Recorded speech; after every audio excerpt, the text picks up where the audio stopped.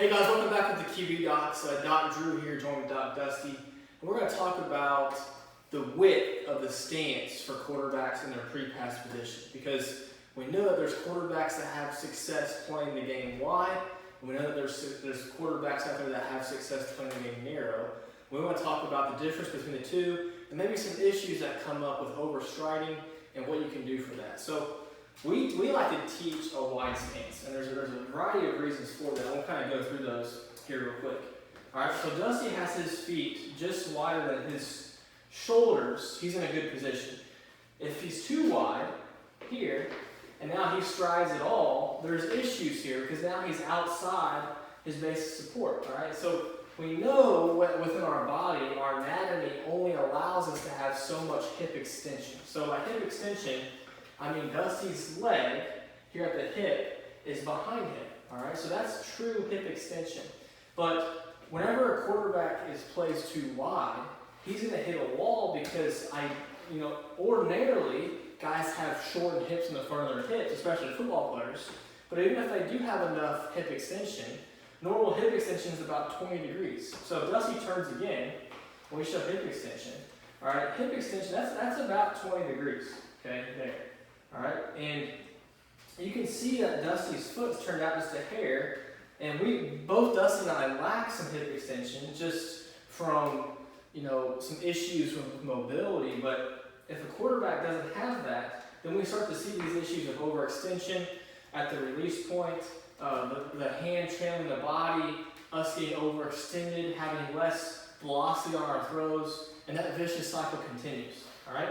If we start with our feet a little bit wider than shoulder width, and we have a very, very short stride moving forward, we just open the hips, it allows us to be quick and fast and compact in our motion, but it also allows us to drive through our hips and use our glutes through hip extension to produce that velocity that we need on throws.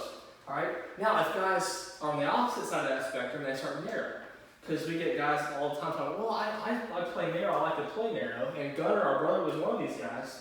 Well, if you play narrow, number one, you don't have as much balance because that distance between your feet, it's a smaller area. So the less area, the wider that we are, the better balance that we have. The more narrow we are, the less balance that we have. That's number one. Number two is whenever we stride forward, we're not as efficient with our stride going forward. So guys that throw the ball a lot, so Tom Brady, I would consider him a narrow player, right? So I would consider him as a narrow guy. But with him, he's done it so many times, and he has such good hip flexibility that he can afford to do that. Most guys out there don't, all right? So most guys will overstride too far. They'll initiate forward whenever they throw. So Dusty goes back to a narrow stance, and he starts to come forward. His center of mass will come forward with that, all right?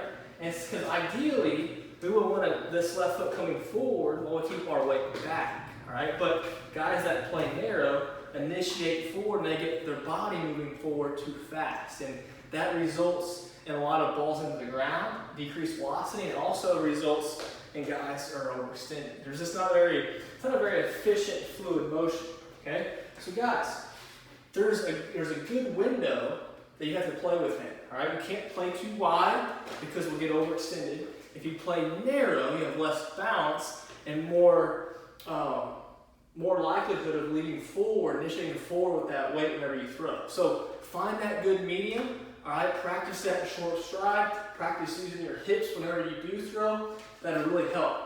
If you like that video, please check out our other videos at the QB Docs on our Instagram, Facebook, and YouTube, or our website, theqbdocs.com.